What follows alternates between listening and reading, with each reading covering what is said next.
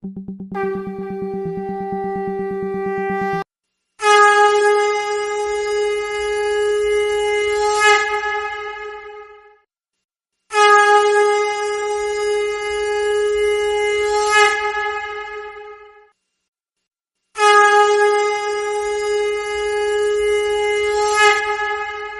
प्रेम में शिशि ठाकुर, परम आराध्या जगत जननी शिशि बर्मा, परम पूज्य पाद शिशि बरदा, परम पूजनीय वर्तमान आचार्य शिशि दादा के श्री चरणों में मेरा कोटि कोटि प्रणाम। यहाँ उपस्थित आप सभी पंजाधारी दादा लोगों को मेरा हार्दिक जय गुरु, और सभी गुरु भक्तों, माताओं, बहनों, बच्चों को भी मेरा जय गुरु।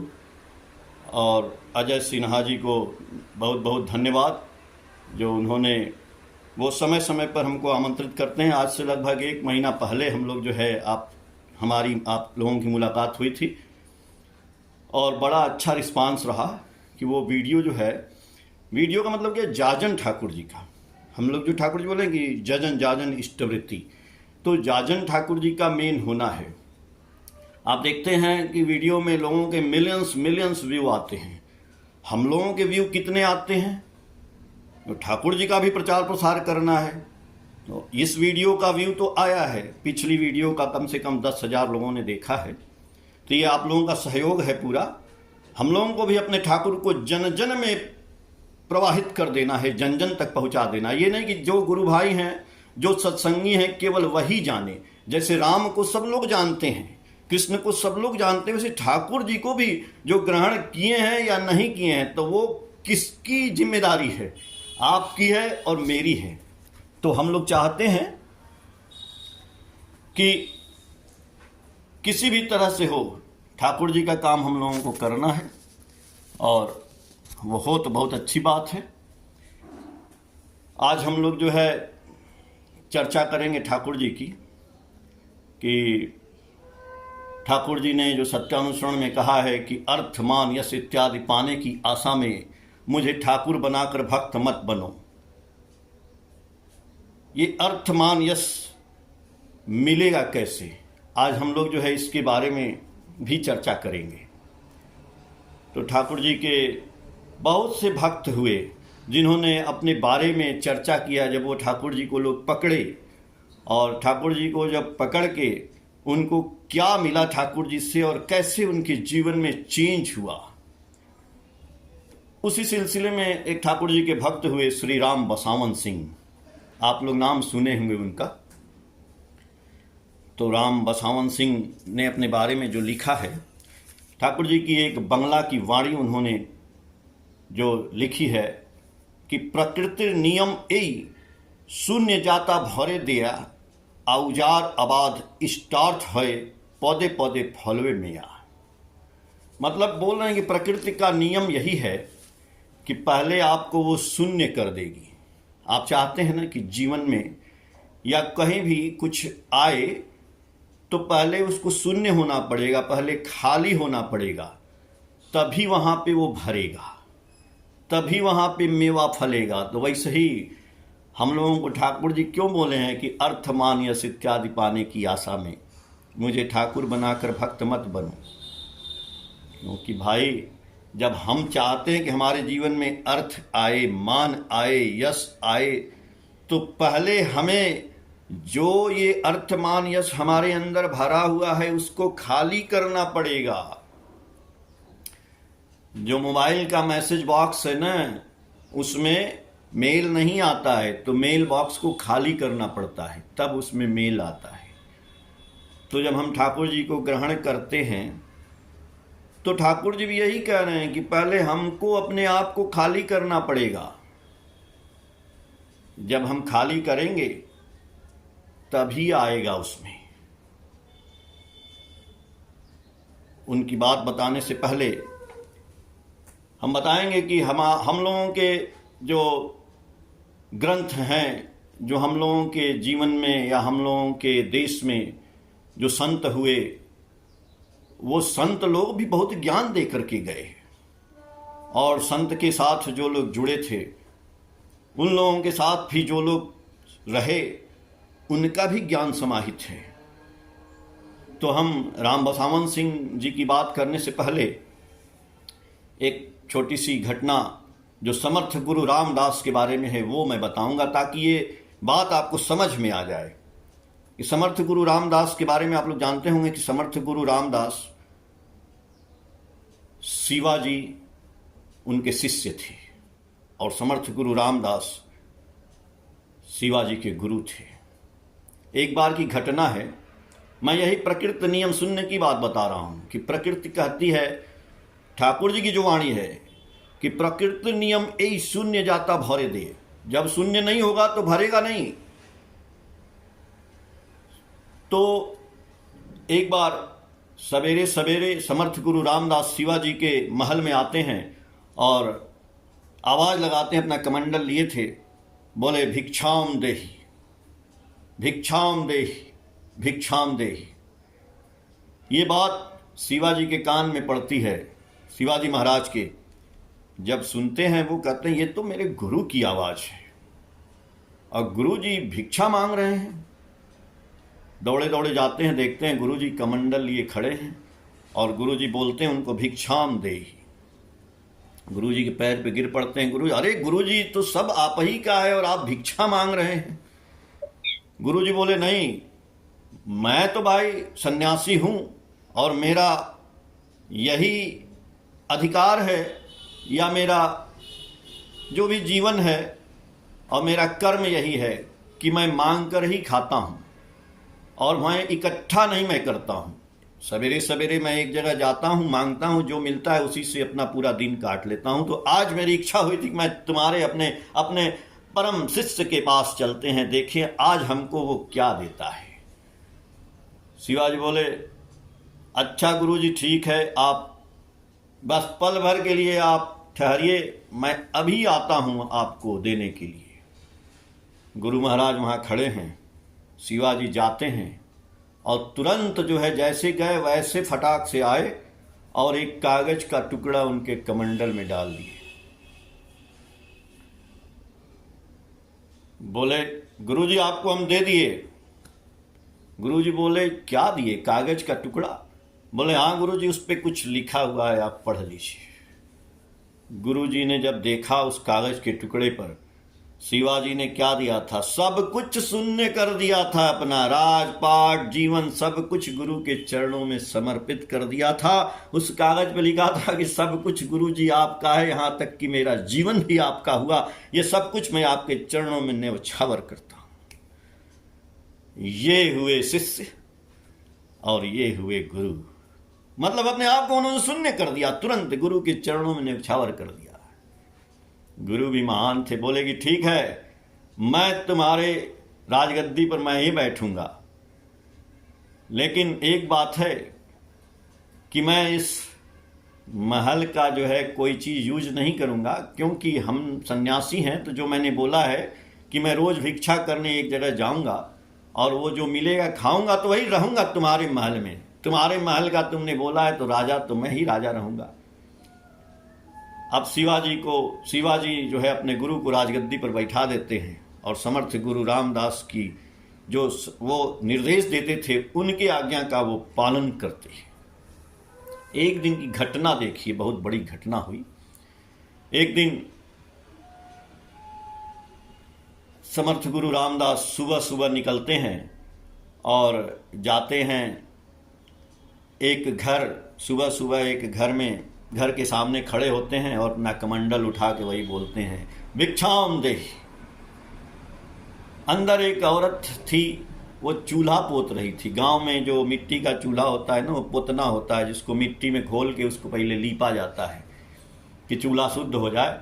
तो सवेरे सवेरे उठ के बेचारी वो गृहलक्ष्मी अपना चूल्हा पोत रही थी और जैसे ही इन्होंने जाके बोला भिक्षाम देहि, अब उसको जो है दिमाग में गुस्सा आ गया। वो सोची सवेरे अभी सुबह ही हुआ, सुबह ही कोई भिखारी आ गया।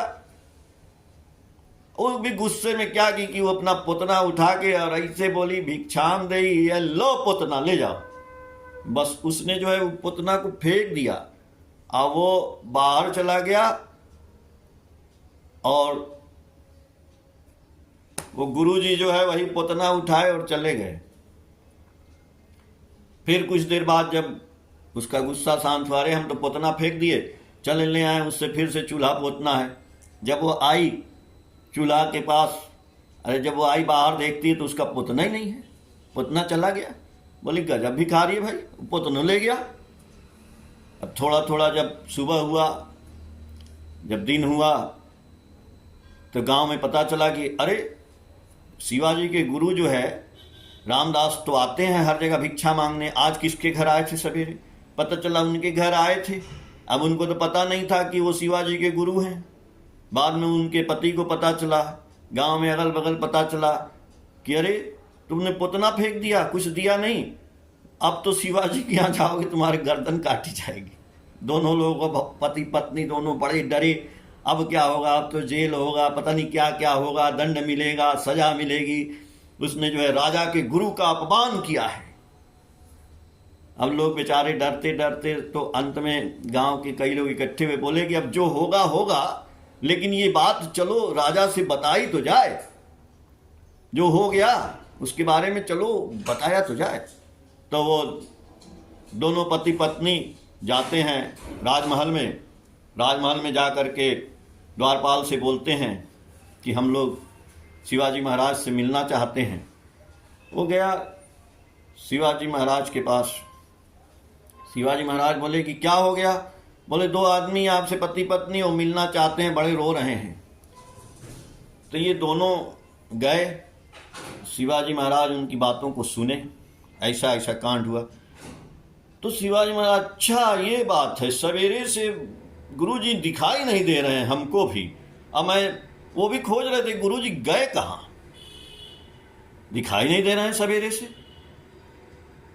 अब वो गुरुजी को सोचे, गुरुजी बड़े गुस्से में हैं, कहीं हैं। तो गुरुजी जिस कमरे में रहते थे वहां देखे कमरे का दरवाजा बंद था। और शिवाजी सोचे कि आज तो गुरुजी बड़े गुस्से में हैं, चलो अगर हम दरवाजा खोल के आगे जाएंगे तो सबसे पहले गुस्से का श्राप हमको मिलेगा। चूंकि हम राजा हैं, चलो प्रजा के लिए मैं श्राप ग्रहण कर लूंगा। बड़े हिम्मत के साथ उन्होंने, शिवाजी ने दरवाजा पे खटखटाया। अंदर से गुरुजी की आवाज आई, दरवाजा खुला है, खोल करके अंदर आ जाओ। और शिवाजी ने वो दरवाजा खोला, अंदर देखे, वाह क्या आनंद है, हजारों दिए जल रहे थे और गुरुजी उन दियों में तेल डाल रहे थे। और आनंद से गुरुजी बोले, आओ आओ देखो आज क्या आनंद का दिन है, आज मैंने दिवाली मनाई है। बोले अरे गुरुजी, दो आदमी आए हैं और वो दोनों बहुत रो रहे हैं और आपकी बात बता रहे हैं कि वो कोई औरत ने पुतना फेंक दिया था और आप उसको लेके आए हैं, अब उसको दंड मिलेगा। बोले नहीं नहीं, पुतना उसने थोड़ी फेंका, आज भगवान ने सवेरे सवेरे हमको यही दिया। देखिए हम लोग सोचते हैं कि हमको जो मिला वो आदमी ने दिया, और गुरुजी सोच रहे हैं कि हमको जो मिला सवेरे सवेरे ये ईश्वर ने दिया, उसका आनंद मनाओ। तो हमको जो मिला है ना, आपके पास जो है अभी, धन मान सम्मान यश प्रतिष्ठा, उसका हम आनंद नहीं लेना चाहते हैं, क्योंकि ये तो हमारा इकट्ठा किया हुआ है। यही हम सोचते हैं, ये आपका इकट्ठा किया हुआ नहीं है, ये भी भगवान का दिया हुआ है, इसका आनंद तो मनाइए महाराज। तो इस आनंद को वो मना रहे हैं। इन कहानियों में, कहानियां हकीकत की बात है, एक एक लाइन में एक एक ज्ञान छुपा है। तो वो बोले कि हम जानते हो शिवाजी क्या किए, वो पुतना मिला हमको, मेरे दिमाग में एक आइडिया आया, वाह भगवान ने आज हमको ये पुतना दिया है। मैं घर ले आया, उसको धोया, धो करके उसको बढ़िया से सुखाया, कपड़े को, उसकी बत्ती बनाई, अब बत्ती बना करके उसको दिया लाया, दिए में तेल डाला और कहा कि आज भगवान को मैं दिया जलाऊंगा, आज इस घर को मैं भगवान के प्रकाश से रोशन कर दूंगा। ये है महान गुरु की दास्तान। तो गुरु को जो हम कुछ देते हैं, चाहे 1 रुपया ठाकुर जी को प्रणामी देते हैं, चाहे 2 रुपया देते हैं, हम इष्टवृत्ति देते हैं, जो भी अर्घ निवेदन करते हैं, गुरु जी उसको ससम्मान ग्रहण करते हैं। ये समझ लीजिए, तो हमको अपने जो घर में हम मंदिर बनाए हैं ठाकुर जी का, अब गुरु जी के पास बार बार देने तो नहीं जाएंगे देवघर, तो मंदिर में एक बक्सा हमारे पास होना चाहिए, एक गुल्लक होना चाहिए, एक डब्बा होना चाहिए।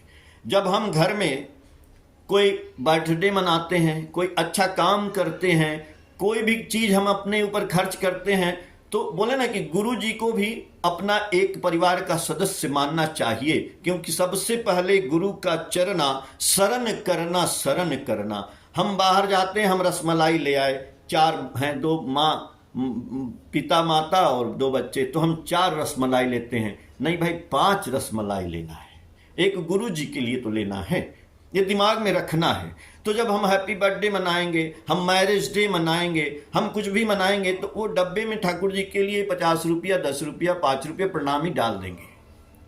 ये हुआ गुरु जी को देने का सिस्टम, देने का विधान। धीरे धीरे देना सीखेंगे, तो जब हम देंगे नहीं तो हमारा मैसेज बॉक्स खाली नहीं होगा। तो ठाकुर जी ने बोला कि देना ही पाने की जननी है, और प्रकृति यही करती, जब सब कुछ उजाड़ देती है। खेत में जब बीज पड़ता है तो पहले उसको साफ किया जाता है, उसमें जंगल झाड़ी सब कुछ उजाड़ दिया जाता है, सब कुछ हटा दिया जाता है, तब जाके उसमें डाला जाता है कुछ, और फिर उसमें से अन्न पैदा होता है। तो हमारे मैसेज बॉक्स में तो फुल है, हम देना ही नहीं चाहते हैं। हम ठाकुर जी को अर्थ देना नहीं चाहते हैं, अर्थ पाना चाहते हैं। हम ठाकुर जी को मान सम्मान देना नहीं चाहते, हम मान सम्मान पाना चाहते हैं। हम ठाकुर जी का गुणगान करना नहीं चाहते हैं, हम चाहते हैं मेरा गुणगान हो। तो अर्थ, मान, यश इत्यादि पाने की आशा में ठाकुर बोले मुझे ठाकुर बनाकर भक्त मत बनो। ये तो हुई समर्थ गुरु रामदास की बात। अब मैं आता हूं जो हमारे गुरु जी के परम प्रिय भक्त हुए श्री राम बसावन सिंह, जिन्होंने लिखा है गुरु जी की जो वाणी है कि प्रकृति नियम ए शून्य जाता भौरे दिया, आहुजार आबाद इष्टार्थ हो पदे पदे फलवी मेवा। प्रकृति का नियम ही यही है कि जहां शून्य है वहीं उसको भर देती है, और इष्टार्थ के लिए, इष्ट के लिए जब हम उजड़ जाते हैं, इष्ट जब हमको अपने लिए उजाड़ देते हैं, तो धीरे धीरे आपके जीवन में मेवा फलने लगता है। और ऐसा ही होता है, जब आप दीक्षा लेंगे ना महाराज, तो ठाकुर जी आपका सब कुछ धीरे धीरे लेना शुरू करेंगे। आपका धन लेंगे, आपको कष्ट देंगे, आपको आपत्ति देंगे, आपको विपत्ति देंगे। अरे आपकी परीक्षा होगी ना, जब आपको लेंगे नहीं तो देंगे कहाँ से? आप स्कूल में बच्चों का एडमिशन कराते हो तब पहले पैसा दे के आते हो, पहले फीस जमा होगा तब ना एडमिशन होगा। लेकिन यहां हम देना नहीं चाहते हैं, कहते भी हैं ऐसा गुरु कौन है जो पैसा लेता है? ऐसा कौन आदमी है जो आपका बच्चा पैदा होता है तो पैसा नहीं लेता है? कौन हॉस्पिटल है, वहां भी तो पैसा देते हैं। तो राम बसावन सिंह 1953 में ठाकुर जी की दीक्षा लेते हैं, और ठाकुर जी की दीक्षा लेने के बाद 1956 में वो ठाकुर बाड़ी आते हैं। उनके घर में एक उनकी विधवा माँ थी और उनकी एक बड़ी माँ थी, वो भी विधवा थी। दोनों लोग थे, बस 2 ही लोग थे। वो ठाकुर जी के पास आ जाते हैं और ठाकुर जी की शरण में अपने जीवन को न्यौछावर करते हैं। ठाकुर जी उनको बोले थे कि तुम बीए कर लेना संस्कृत से, तो संस्कृत से बीए करके 1956 में वो ठाकुर जी के पास आ गए और ठाकुर जी के पास बैठे रहते थे। और ठाकुर जी, अब इष्टवृत्ति तो करना है, उनके पास पैसा तो था नहीं, ठाकुर जी पैसा थोड़े देते थे। ठाकुर जी बोले आनंद बाजार में खाओ और भिक्षा करो और पैसा मिलेगा तो उससे इष्टवृत्ति करो। देखिए उनके पास तो कुछ है ही नहीं, कुछ नहीं है, लेकिन कह रहे हैं कि उस समय मैं इतना आनंद आता था ठाकुर जी के पास बैठ करके, मेरे पास कुछ नहीं है लेकिन बहुत आनंद था, बहुत आनंद था। त्रिकालदर्शी हैं, 2 टाइम आनंद बाजार में भोजन, और लोगों से दिमाग में रहता था भाई भिक्षा मांग लें तो कल इष्टवृत्ति करेंगे। बोले कि, और जब बैठे रहते थे बस ठाकुर जी एक आध बार मेरे बारे में लोगों से बोल देते थे, देखो ये राम बसावन जो है भिक्षा मांग के इष्टवृत्ति करता है। कह रहे हैं वो कि जब इतना ठाकुर जी मेरे बारे में बोलते थे तो मेरा उस दिन, उस रात मेरा जीवन जो है धन्य हो जाता था, आनंद आ जाता था। बोले एक समय की बात है, एक उत्सव हुआ, ठाकुर जी का जन्मोत्सव मनाया गया। बहुत भीड़ हुई, बहुत आदमी आए और उसमें लोगों ने हमको प्रणामी दिया, 10 रुपया, 20 रुपया, 5 रुपया ऐसे दिया। तो वो प्रणामी जो है मेरे पास करीब 90 रुपया हो गया। तो बोलते हैं कि 90 रुपये की प्रणामी उन्होंने एक रुमाल में बांध करके और उसको एक बक्सा था उनके पास, उसी बक्से में रख दिया, और जो लाल दा का जो गुमती है उसी में उनको रहने को मिला था, तो उसी में वो रहते थे और वहीं अपना बक्सा रखे थे। बैठते हैं आकर के ठाकुर जी के पास, ठाकुर जी भी बैठे हैं, अपना हुक्का गुड़गुड़ा पी रहे हैं। फिर अचानक ठाकुर जी उनकी तरफ देखते हैं, बोलते हैं राम बसावन जी से, तुम्हार काछे कत्तो आसे, तुम्हारे पास कितना है, तुम्हार काछे कत्तो आछे। अब राम बसावन सिंह सोच रहे हैं कि पैसा तो हम रखे जरूर हैं, और ठाकुर जी ऐसा क्यों पूछ रहे हैं कि हमारे पास कितना पैसा है। अब देखिए मन में चालाकी गुरु से होने लगी। अब वो सोच रहे हैं कि यार रोज हमको भिक्षा मांगना पड़ता है और 90 रुपया हमको मिला है, कम से कम थोड़ा थोड़ा करेंगे तो 6 महीना साल भर का काम चल जाएगा, इष्टवृत्ति का मांगना नहीं पड़ेगा। तो चलो ठाकुर जी मांग भी रहे हैं तो कितना मांगेंगे, 5 रुपया, 10 रुपया, 20 रुपया, यही ना मांगेंगे। तो अब देखिए चालाकी लगाते हैं। ठाकुर जी फिर दूसरी बार पूछते हैं उनसे, तुम्हार काछे कत्तो आछे,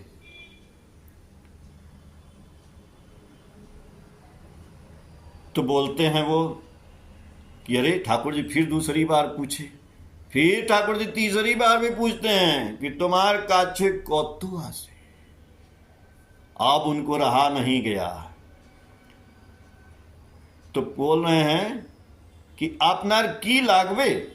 देखिए यहां भी चालाकी लगाते हैं, सोचते हैं कि पूछ लेते हैं ठाकुर जी को कितना लगेगा, 5, 10, 20, 50 मांगेंगे तो लाके दे देंगे, फिर भी तो कुछ बचेगा। तो पूछते हैं कि तुम्हार आपनार की लागवे। ठाकुर जी नहीं मानने वाले, ठाकुर जी पूछ रहे हैं कि तुम्हार काछे कत्तो आछे। अंत में सोचते हैं कि त्रिकालदर्शी जो हैं, जो दुनिया के मालिक हैं, अरे जो अणु परमाणु को भी भेद करके देख लेते हैं, तो क्या ये रुमाल की पोटली और बक्सा के अंदर रुपया नहीं देख पाएंगे? वो सब कुछ देख लेते हैं।